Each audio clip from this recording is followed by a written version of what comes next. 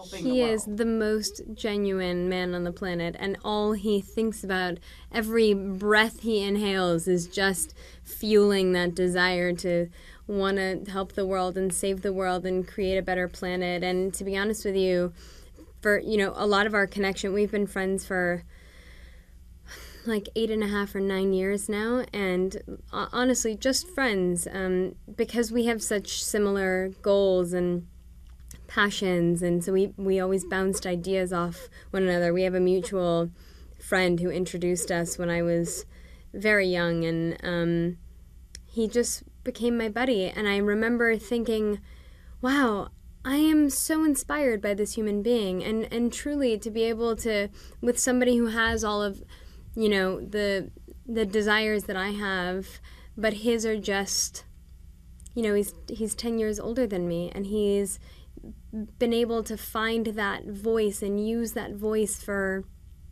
many years, and discovered what techniques and how he can contribute and help. And I was, a few steps behind him, doing my own things. I was very involved in the world of animal rescue and fostering, and actually I created a little foster out of my house with my mother, gosh, I don't know, 6 or 7 years ago. We joke that I built a guest house on my property for her just so she could help me foster animals and things like that. I also decided 7 years ago that I didn't want to be a part of our food system. I didn't want to fall victim to what was happening in our country with food. And so my mom and my brother and I came together, and we built a garden so that I could only basically eat the vegetables that I grew. And then I was very involved with the mentoring of young women and teaching girls about that as well. And so anyway, Ian and I had a lot of things that were, while not exactly the same, sort of like we were living parallel lives in a sense. And so